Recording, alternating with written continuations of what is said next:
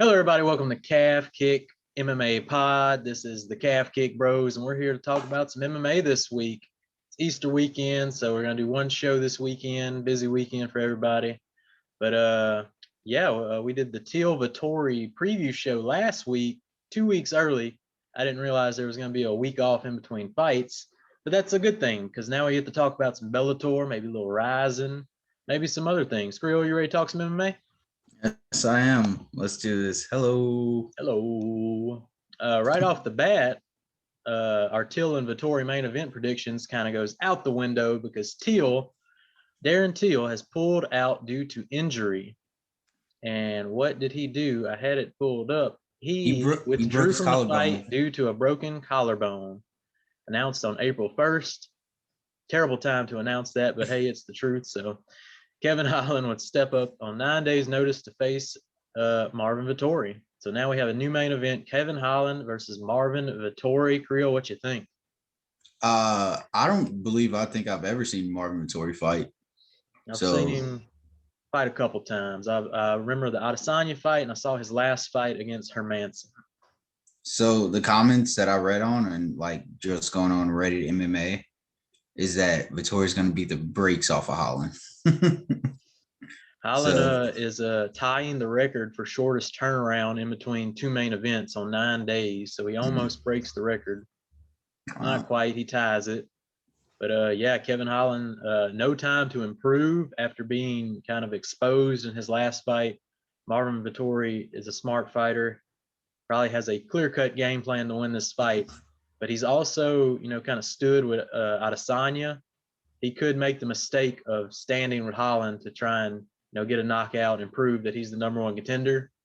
And that could be his downfall with hard hitter like Kevin Holland. Yeah, I know some people had said it was a very close fight between him and Izzy. So yeah, Marvin Vettori believes he has a victory over the current champion, Adesanya. But Kevin Holland, like, he's just great. I love that dude. I can't wait till he starts doing his press run. Yep, this week. His interviews are always awesome. So I'm very excited about that. And then he did say like he doesn't like taking like 3 to 6 months off. He likes getting in there and training, and that's exactly what Dana White likes. He proved that in 2020, fighting 5 times or so. Yeah, he was all over it, except in all the fights, and that's when he was winning on a roll. So maybe he's just stays in fight mode a little better, fights better on these short notice kind of fights. I think this is his element. So this is Holland's fight to win, Vittori's fight to lose for sure. Also, people were saying like, how come Derek Brunson didn't do it? And it's like, it's completely different. Why Derek Brunson didn't probably step in and fight Vittori, because Derek Brunson has a family. So while Kevin Holland's pretty young, he doesn't have a wife, a kid, anything like that. I don't even think he has a girlfriend.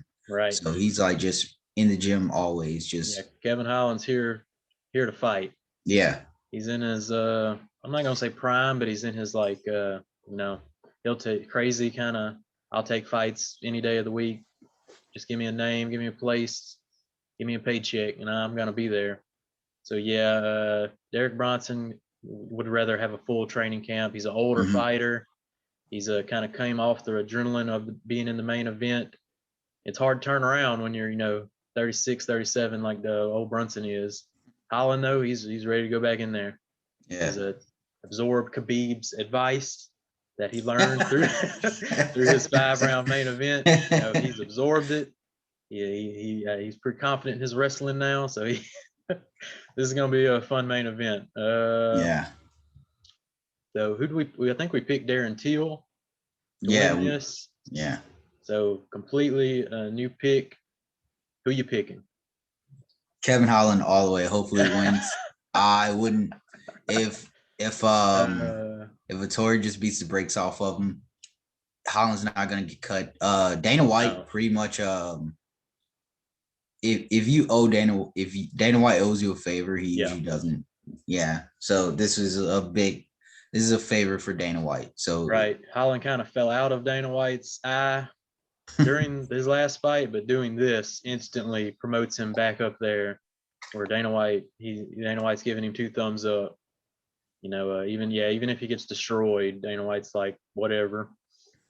He's gonna get still a big fight next, probably. I don't know who to pick. Let's go. I think Vittori's proven to be a well-rounded fighter. He's a smart fighter. I think he's gonna make the mistake of trying to stand with Kevin Holland though, and I think Kevin Holland might be able to clip him. So I think Vettori comes to try and prove he's the number 1 contender. I think that's going to be a mistake. I think Holland pulls up the upset, gets a big win. Yep, I'm going Holland. All right. So, yep. Oh God. So that's that. I think all the other fights are still the same. Who knows who's going to catch COVID this week and have to pull out? Seems like it happens every week now. So let's move on to other news. Before we get to the Bellator breakdown, I think we're going to go through some MMA news. And MMA legend Anderson Silva has booked his first boxing match against boxing legend Julio Cesar Chavez Jr. on June 19th. Oh. Got any initial response to that? Hopefully Anderson Silva's getting paid. Yeah, he's fighting a big boxer. Yeah. This should be for some big money. Hopefully he's getting paid. Oh, in Mexico? In Mexico. Guadalajara, Mexico. June 19th. Anderson Silva. Ooh, man. Anderson, what is he, 40? 45. He is so old. He is fighting Julio Cesar Chavez Jr., who is kind of arguably could still, pretty close to his boxing prime at age 35. God damn. Wow. He is a smaller fighter. His biggest weight class he's fought in is light heavyweight, which is 175. I'm guessing they'll probably meet at 180. I don't know. I don't think it's been announced yet. No way he fights Anderson at 85, and no way Anderson, I don't think, makes 175. So I'm thinking they'll try and meet at 180, which will be Cesar Chavez Jr.'s highest weight class he's fought at. But he's just still close to his prime, boxing legend. It's not looking good for the Spider, in my opinion. It's not looking good, but hopefully that paycheck is looking good. I'm not mad at him. That paycheck's looking good, yeah. I'm not mad at him saying, well, I'm not mad at Frank Mir Ben Askren. Like, yo, get your money. Like, yeah, Frank Mir better be getting a big paycheck because definitely ain't looking good for him. Ben Askren, I don't think, is in any danger. He's gonna get paid. You got to fight. If he gets KO'd first round, then that's bad. But I don't think that's gonna happen at all. Ben Askren's got the perfect fight. These other guys who have to fight the real boxing legends, bad news for them. But yeah, that's gonna happen. So we'll break that down more, I guess, when time gets closer. Do you know if it's is it gonna be on Thriller? They haven't announced anything for it. They pretty much just announced the fight. I've looked through some news and I haven't seen, they have the location. I haven't seen any weight class or rounds or where it's going to be streaming at. So beats me, but that's happening. So on, what was last night, Thursday night at an MMA event at CFFC 94, fighter K-Tag BFs, weird name, but so this fight's happening. The second round ends. CM Punk's on commentary. It's a very strange event on April 1st, kind of a random regional MMA scene, and Mr. K-Tag's finger disappears after round 2. His ring finger, this one right here, just gone. Round 2 ends. He goes to his corner. They call in the doctors, and the man's finger is just gone. Going to the point where no one can find it, and CM Punk has to announce on the broadcast to the crowd, "Can you please look around, look for this man's finger, because it is gone." So fight gets stopped. Dude missing a finger. And later in the night, they kind of figure out that his finger is in his glove. And I wish I could show you the picture, but yeah, strange events on April 1st, April Fool's Day. It was no joke. This guy lost a finger in the middle of an MMA fight. First time it's ever happened. One of the weirdest, gnarliest injuries in MMA history, I would say. Tragic.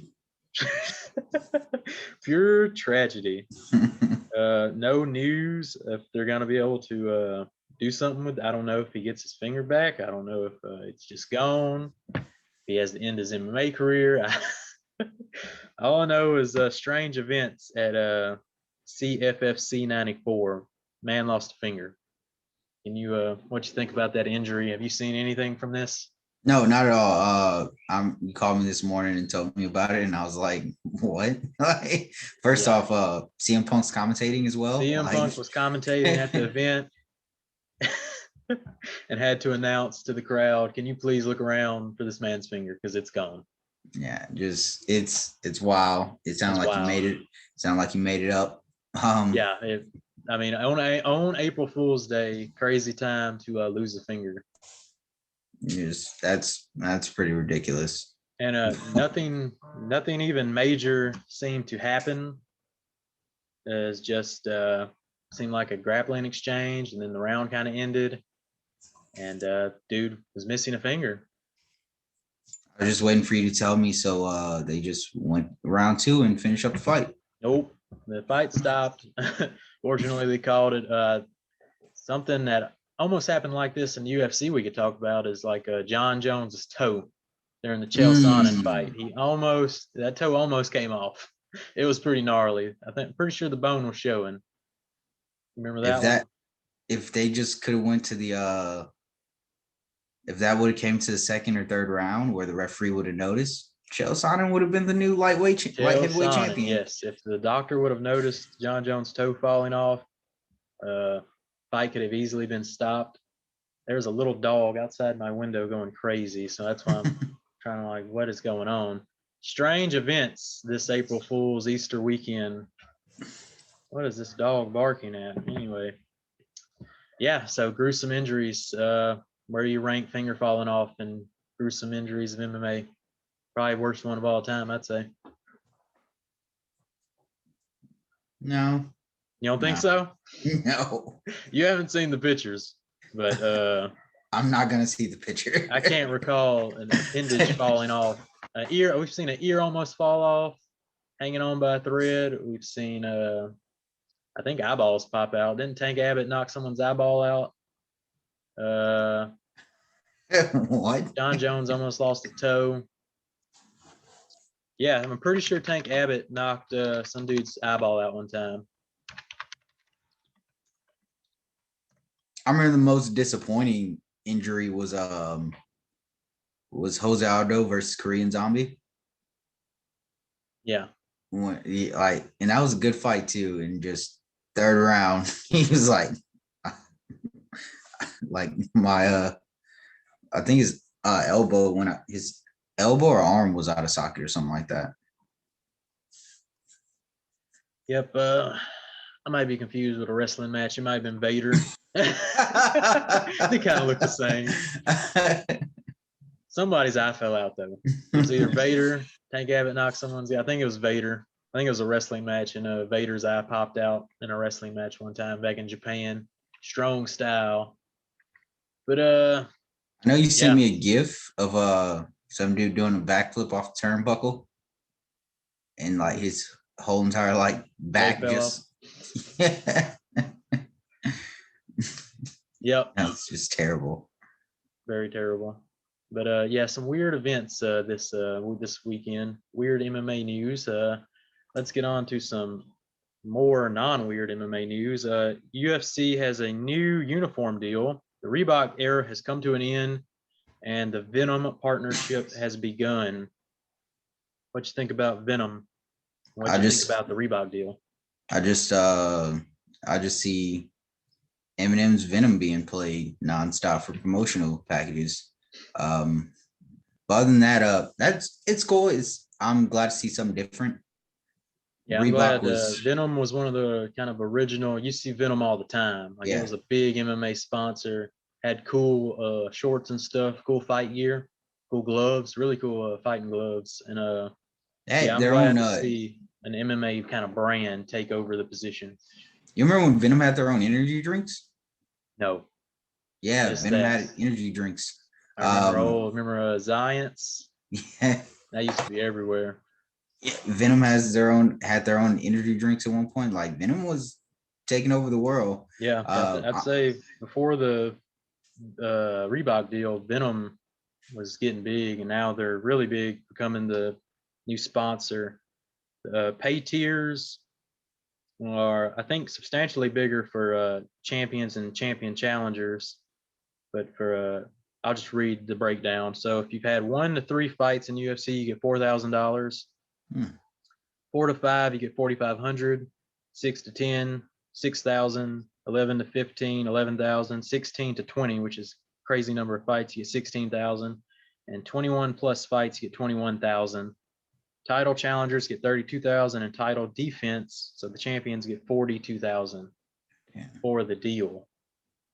So I think that's a lot better than the Reebok deal. Still not the best, because if sponsorships were open, fighters would be making a lot, especially if you're someone who can get these sponsorship deals. Now, a lot of fighters can't get sponsorships, so this is a lot better than no sponsors. But I don't know. I think the proper way to do a deal like this would be, you get one fight in UFC, you already have a sponsor. Like everybody gets the Venom sponsor, but then I think you should have the ability to reach out to get more sponsors. As long as you're not getting like, you have to wear the Venom shorts, but I think you should still be allowed to get more sponsors in the UFC. But that's how that it was is. that was the thing with Demetrius Johnson when Reebok deal took over and he He had a lost to big Microsoft. sponsor. Yeah, he had Xbox. Yeah. And also what's his name? Is that heavyweight fighter we don't like? Brendan Schaub. You don't like. Brendan Schaub had said like after his the Reebok deal started, he was like, I was getting paid so much less. He said he was making up to 100,000 a fight on sponsorships alone. And he was on, the terrible Ultimate Fighter contract for the longest, so he was making like 16 a fight. So he was getting paid more in sponsorships than his contract. But yep. Venom. I like Venom. Yeah. It'll be awesome. It's great. Also, I'm ready to see a different change. That's why I'm really excited to see Bellator tomorrow. See it to remember how colorful everything is. Remember when MMA was colorful, like that was good. But I'm just waiting for the bigger sponsorship. I'm not gonna be happy till Condom Depot takes over. Oh god, Condom Depot. They used to have just banners. Everybody had a big Condom Depot banner right on their butt. It was great. It was like the only place you could put it because the banner was so big. I remember it used to be hanging off, like they'd start peeling off. If the fight went over like 2 rounds, the Condom Depot sticker start peeling off your shorts. I don't miss that. I don't miss Condom that. Depot was great. But I mean, as long as fighters keep getting paid, that's cool. That's what everybody so everybody keeps talking about. That's what John Jones keeps talking about too. Just pay. Just so if Venom's paying people a lot better than Reebok, then that's cool. Yep, and the John Jones saga continued this week with him still kind of standing his ground. Sounds like he wants about 20 mil. That's what I'm hearing. What have you heard? That Derek Lewis said he'll take the fight for $8 million. Yeah, he'll take half of that and then slide right in there and fight Ngannou. And also just Dana White thinks that's what the fans want as well. Ngannou versus Derek instead of the Ngannou versus Jones, which is insane. But yeah, I mean, I'm gonna be excited for it. But no matter what, no matter what, I'm gonna be excited for it. Yeah. From Just now on, any fight with Ngannou is a big time heavyweight fight. Yeah. they can bring back Fabricio Verdun, and I'm gonna be super invested in whoever Francis Ngannou was Yeah, fighting. it doesn't matter who he's fighting at this point. He is going to be a big heavyweight star. And I do think the longer the John Jones fight waits, the bigger the fight's going to get, because Ngannou's going to start to put together a win streak, especially if he gets past Lewis. Lewis is probably the only other threat at heavyweight. I don't see any other heavyweight posing a problem at the moment. So we need to get some heavyweight fights going on and get some contenders. Bring back Fabricio Verdun. Bring back Fabricio Verdun. I don't know where Verdun is. He in Bellator? I think he's in PFL. I think. I have no idea. But anyway, let's just get into the Bellator talk, since MMA news is all over the place this week. A fight announcement. I almost forgot. Nate Diaz is going to fight. Who's he fighting? Leon Edwards. Leon Edwards. Big time welterweight fight. Fight I did not see coming. No, not at all. I saw it on Twitter, and I was like, first off, I was like, this isn't real. Yeah. I saw that on Twitter, and I was like, what? Just it's gonna be an interesting fight. When's the last time Diaz won a fight? Was against Anthony Showtime Pettis. Showtime, yep. Yeah. Then he fought Masvidal. He's coming off a loss. He's stuck around long enough to he holds out for big fights, and this is a big fight. He gets the first ever 5-round co-main event slot. That's crazy. Yes. So I mean, is it a number one contender fight? I mean, why give it 5 rounds? Crazy. It's weird, but I mean, also, Diaz is getting paid. He usually doesn't come back unless he's getting paid.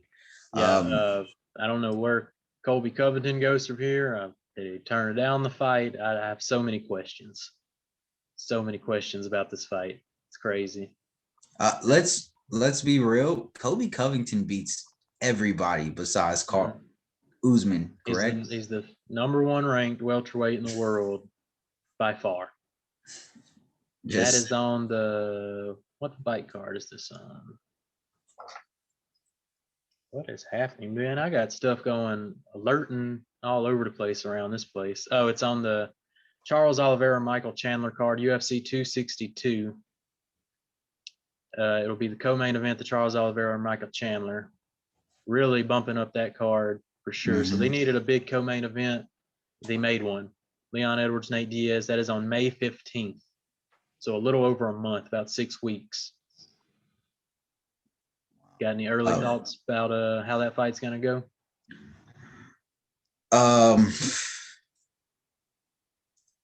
Hopefully Diaz shows up and puts in work. I know general concession is that Leon Edwards pretty much walks through him because he had such a bad showing with Masvidal beat the crap out of Nate Diaz. When Nate Diaz fights he wants to fight at welterweight, but he wants to fight lightweights at welterweight. And then when he fights a real welterweight at welterweight, they do welterweight things to him, like German suplexing 3 times in the 3rd round, Rory McDonald style. So, that's why he was calling out all them lightweights. He wants to fight at welterweight, but he wants to fight lightweights. Well, he got a welterweight now, so I'm thinking Leon does do work on him. It's just, But this is the win. This is going to be a good win for Leon. Leon needs a guy like this to get a victory over, which will propel him into the title shot. So I think it's really good matchmaking, because you run a risk of Covington, shutting down Leon, and then we don't ever get to see Leon get a title shot. I like this fight. Just because Leon Edwards has been the most like just bad luck type of fighter. I mean, this guy just gets the rug pulled out from under him, Charlie Brown style, every time. It's ridiculous. So I hope they both show up for this fight. I hope no one gets injured. I hope it happens. because this could be Leon's kind of last shot to get to that title fight. All he needs to do is get a win. Doesn't matter who win, how. All he needs is to get a win over Nate Diaz. And if Diaz somehow pulls out a victory, then you have a megastar like Diaz propelled into the title picture. If Diaz wins, we don't see him fight for another 2 years. I think we'll have the winner of Masvidal Usman. We're just gonna go ahead and we'll have the winner of that already determined. So I think we'll see the winner of that fight. If Diaz was to pull a victory, we'll see him fight Diaz pretty quickly after that, I think. Which nobody wants to see. We already know how Masvidal and Diaz turned out, and Usman would kill Diaz. But if he shows up and wipes the floor with Leon, I mean, that's a statement. I mean, that's what he did with Anthony Pettis, and I was 100%. I was like, good to go. He's killing Masvidal. And then I was like, Again, Pettis is a bloated lightweight at welterweight. Well, so he beats the lightweights, but now Masvidal is a welterweight now. Yeah. He's beefed up. He was barely making 155 when he fought at lightweight, and then he came up to welterweight, and really, you can tell he's always been a welterweight. I don't know how he was making 155. He's pretty big. He fought his big fight at before he got into the UFC, his big fight at 155 was he fought like Melendez? No, I didn't even know he fought Gilbert Melendez. Fought for the Strikeforce title, and they went to decision. Wow. Well, his second biggest fight was against who's Thug Jitsu? Eve Edwards. He fought Eve Edwards. Look, the guy's fought everybody. I mean, yeah, we've seen Jorge Masvidal get loose to an inverted triangle in Bellator, like Bellator 2. The dude's fought everybody. He's fought in Bellator, Strikeforce, on the beach in Bodog, fought in the streets. I mean, forgot all Jorge about Masvidal's Bodog. fought everybody. I literally forgot all anybody. About Bodog. He's a straight legend. So the closest person that comes to like his resume of fighting everybody and everywhere has to be like god damn it, who fought Eddie Alvarez, yeah, he's fought in Bodog. Did he fight in Strikeforce? He might not have fought in Strikeforce. No, I think early Strikeforce he fought. I think he fought on an early Strikeforce, maybe, but mostly Bellator. But yeah, we were talking about Nate Diaz. Somehow got to Jorge Masvidal, but welterweight division is just got exciting, I guess. I don't know, if be craziness if Jorge beats Usman and then Diaz beat Leon, which would be insane. Be two biggest upsets of the year by far, and then we'd have Diaz Masvidal fighting for 2 belts, BMF and world title. Like, it'd be a wild scene. I don't think that's going to happen, though. I think we'll see. We'll see in the coming months. It's a great it's a great and big fight for welterweight, because welterweight definitely needs to. They need some excitement. Welterweight's probably one of the most stacked divisions that nobody wants to fight each other. Mm-hmm. Like, right, yeah, that too. It's stalled out. That's why it's become boring, because Colby is just sitting back. I don't know what he's doing. But he should have fought twice by now, and he would clearly be the number 1 contender. But we beat T Wood. We might see him fight Vicente Luque next. I don't know. I don't know what Colby's doing, but he needs to get back in there. But I guess he's just sitting on the sidelines like, I am the number 1 welterweight in the world. I don't care what anybody says. I mean, he's probably upset that somebody could like lose and then like wait a year, and then Jorge Masvidal gets the belt, gets to fight for a fucking belt. So it doesn't even, it makes no sense. But all right. Welterweight's a confusing place at the time, but we'll get into that more coming up, because Usman Masvidal will happen in a couple weeks, and we'll have the preview show for that. Let's talk some Bellator. Didn't you want to talk Ryzen? Did you have some Rising news for us or anything? Yeah, so Ryzen 27 was like 3 or 4 weeks ago. Okay. I like yeah, so if Ryzen wasn't like once every 3 or 4 months and it was once a month, I would legit start watching UFC. Oh, okay. I love Ryzen. You can't beat the pay-per-view cost, which is $20. Their New Year's Eve cards always good, but like just this was the first one I think I've missed in like the longest time. So I'll probably watch it sometime next week and catch everything and have like a see put on what the best fights were on there.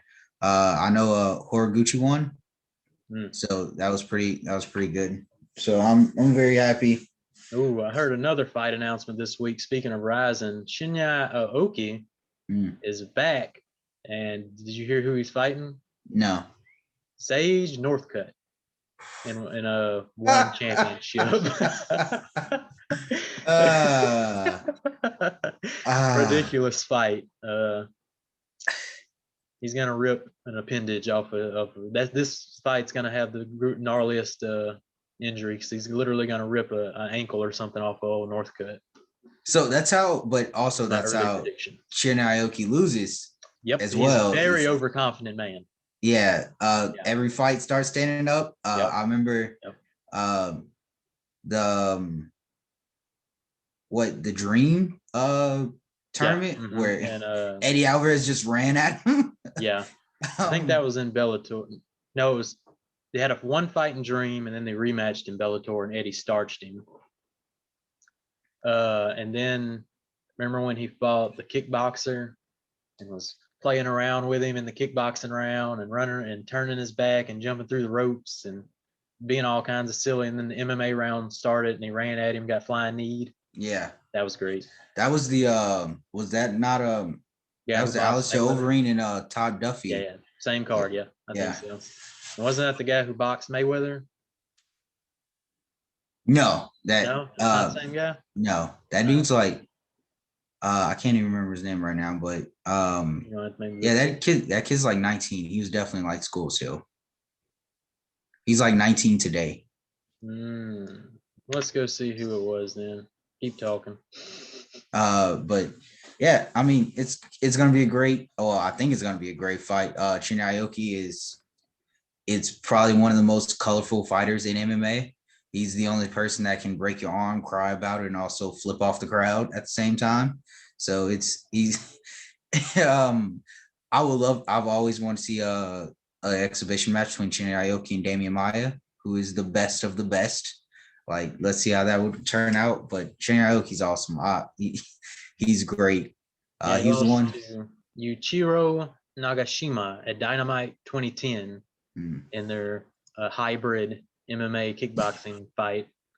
That was a weird fight. The rules made it weird. The rules made it weird. Yeah, that was an awesome card though. Yeah, Alistair Overeem, Todd Duffy, 19 seconds. What a great card. That was fantastic. I'd never been so happy for a knockout. I'd never been so happy for a knockout because it was like 6-7 o'clock in the morning when the main event started, and I remember going straight to sleep. Oh yeah.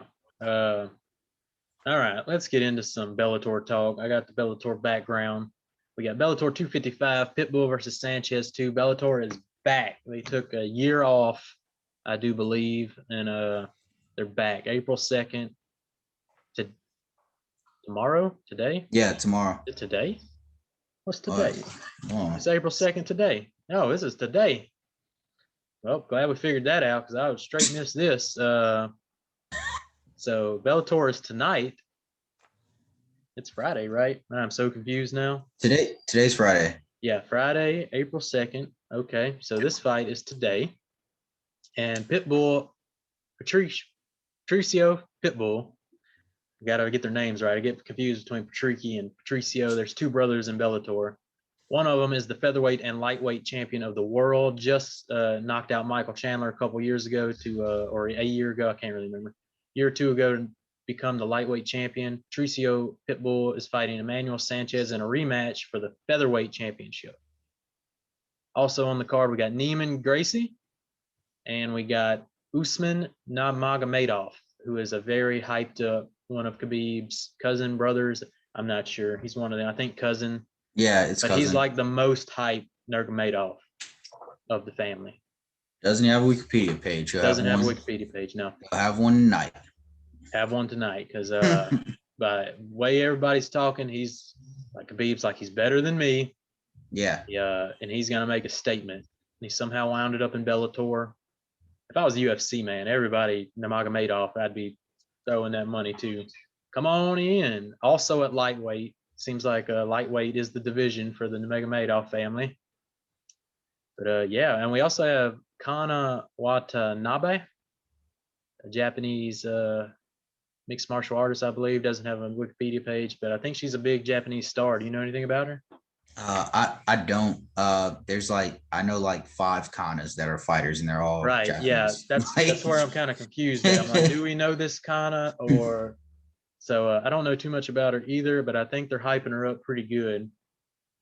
Can't remember her stick. You know, it seems like every hyped up fighter in Bellator will have a stick. Like they got the Hawaiian girl. You know, she's like a surfer. They're like, who's a really good fighter. They pump her up a lot. Yeah, so can't talk about. Oh, Roger Huerta is in the preliminary card. I saw that. What in the world? Yeah. Wow. Hopefully doesn't. Last week we talked Leonard Garcia. This week we talked Roger Huerta. Both men fought in an epic UFC fight that landed Roger Huerta on the cover of Sports Illustrated back in the day. One of the first UFC fights and UFC fighters to do that. Crazy. He's still going. What you think about that? I love Roger Huerta. He's great. He was one of the first fighters. He was one of the first fighters I saw on like early. I want to say early Bellator, but I'm looking at it was early Bellator. Yeah. He was one of the launching kind of fighters names of Bellator. At Bellator 13, he started. Then he lost to Pat Curran in the semifinals. And then Pat Curran got injured, so he had to fight Eddie Alvarez in the finals, I think, and Eddie stopped him in the second. So, yeah, he was one of their big stars in the beginning and still going. Now he's on the prelims, though. I didn't even know he fought in one. He's had like 5 fights in one, and then also his losing streak is against pretty good competition. Cool. They keep throwing him in there with big names because if he gets a win, you know, they can launch him into pretty. Yeah, he came back and fought Benson Henderson, and then they gave him Patricio Pitbull, which is a terrible idea, and then he lost to no Wikipedia Sydney Outlaw. So not great, but yeah, he did lose to 2 of Bellator's top dogs, and Benson Henderson and Pitbull, the older brother, I think, of Patricio Pitbull. I don't know how come I don't remember him versus Clay Guida. That was a fight of the year in 2007. Yep. That's when he lost. So that Clay Guida ended like his big. No, he won. Oh, I remember that. Okay, yeah, that was his big win. And then he fought Kenny Florian for the #1 contendership. Which Kenny Florian back then was like a dog, so yeah. Kenny was not supposed to win that fight. Roger Huerta was supposed to win and be UFC's like big star. But then he lost to Kenny. Then he took some time off, came back, lost to Gray Maynard, and then went to Bellator. He wanted too much money. UFC was like, "You're out." He thought he was the big star before, you know, he got to the championship level. We need to watch that fight, Roger Huerta and Clay Guida, because I don't remember that at all. That's when like Clay Guida has him in a knee bar. No, that's Tyson Griffin. Yeah, we're gonna have to watch that fight because I don't really remember it either. But it was a long time ago. Also, we need to go to watch him versus Leonard Garcia. I'm pretty sure that was a crazy fight. Yes, that's good. It's such a good fight. They put it on the cover of Sports Illustrated and kind of highlighted Roger Huerta's win. And it was the first time that had ever happened. Jack May, heavyweight boxers, fighting tonight on the card as well. The first Patricio Pitbull and Emmanuel Sanchez fight, I think, was like Bellator's fight of the year or something. It was pretty hyped from what I remember. So this is what they're considering a big time main event. I actually tried to watch it the other day, but I got distracted. I watched like 3 good rounds of it. First round, Patricio gets dropped. So Sanchez puts it on him early in that fight. So Sanchez is a pretty big threat. This is also a semifinal round in their featherweight Grand Prix tournament. So Bellator has their champions fight in their Grand Prix, and this is just semifinals. Because the final is AJ Mckee and whoever wins this one. Whoever wins this fight, yeah. Which that's a name I haven't heard in a minute, AJ Mckee, and I didn't know he was still putting in work. No, AJ Mckee is the son of the older Mckee, Antonio Mckee. Okay. Yep. But for Pitbull's doing great. His last loss was against Vincent Henderson. But I love how like you can look at Vincent Henderson's name. He was like, whatever, everybody loses to him. That was his last loss. And he was winning the fight, but got a leg injury.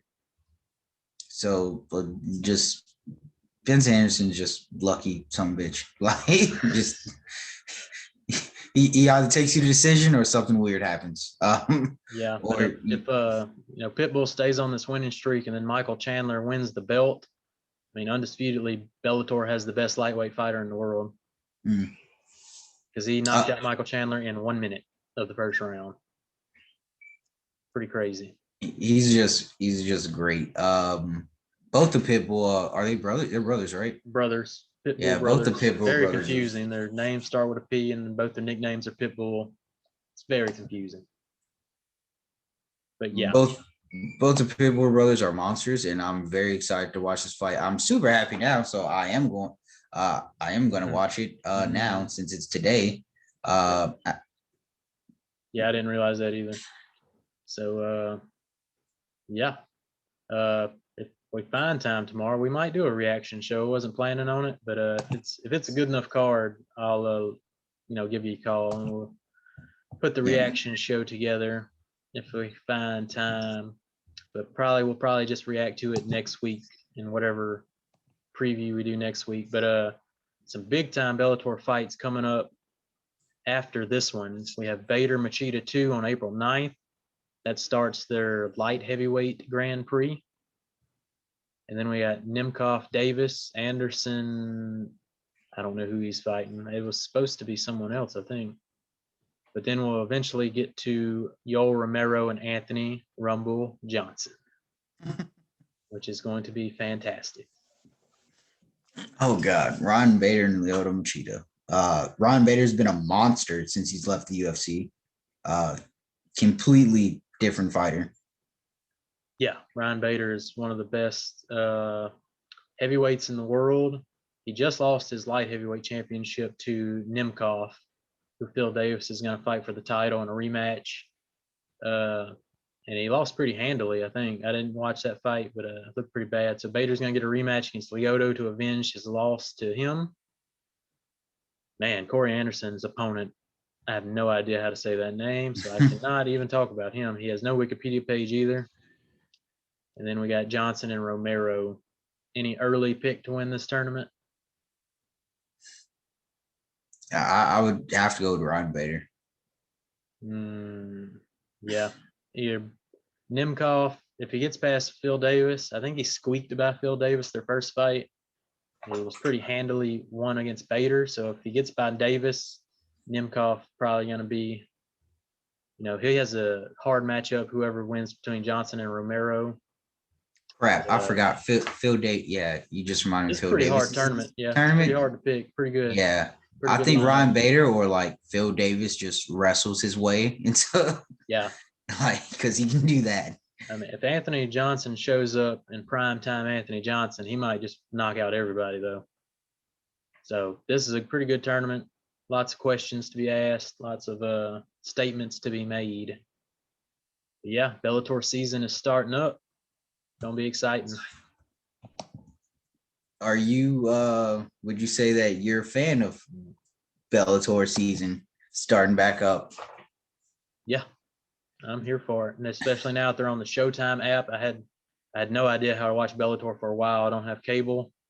It was Now that on they're on Showtime, good to go.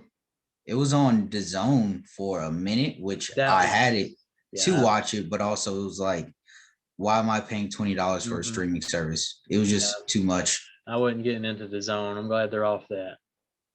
But yeah, Bellator starting up. Exciting times. That's about all I got.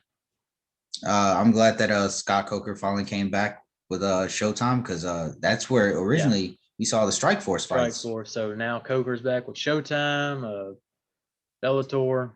It's exciting times. I think we're going to see some good fights in this Bellator season.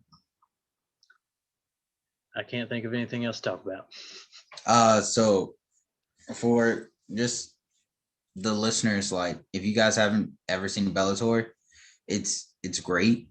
If you want something different from what like the UFC offers, which not too different, is still two people in a cage fighting. And you get like a grander entrance. They do entrances like old school. Yeah. With the ramp and stuff and fireworks and video packages. They really hype up. If they pick you to hype you up, they're hyping you up big time. Even if you lose, they'll keep going with you. It's a very Pride-esque to it, where Pride really didn't care if you lost, as long as you were entertaining. Yep. So Bellator is always fun. I'm glad to see them back. Got 2 tournaments going on. The featherweight tournament, we're closing in. You got 2 fights left in it, and then we kick off the light heavyweight tournament. Like I said earlier, I tried to watch the Pitbull Sanchez fight, and the camera dudes, I don't know, they seem like they moved a little too much. Honestly, I was getting a little seasick. So hopefully, hopefully they straighten that out for tonight's broadcast. But man, it was kind of rough, kind of watching the replay. That was the only one I tried to watch.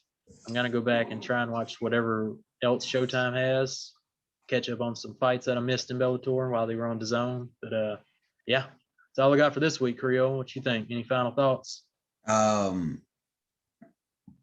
Yeah, I don't think we talked about did we? We can talk about John Jones and Nagawa's. We talked about oh shit, yeah, we did. John But Jones wants my money. Ngannou, yeah, I don't think he cares. Just line him up. All right. Like and subscribe to the YouTube page. We're broadcasting on Anchor and Spotify. Creole got a plug. At MMA Podcast, at Calf Kick MMA Pod on Twitter. On Twitter, it's usually me there. Jamie's been on the site. I feel like you've been on it a lot this week. Just I post clips there. Yeah. Chime in with my 2 cents every now and then. Something's going on. Keep looking for old boy's finger. Everybody keep an eye out. It's still missing. We want to get his finger back. That's all we got. Bye, Creole. Later. Goodbye, everybody.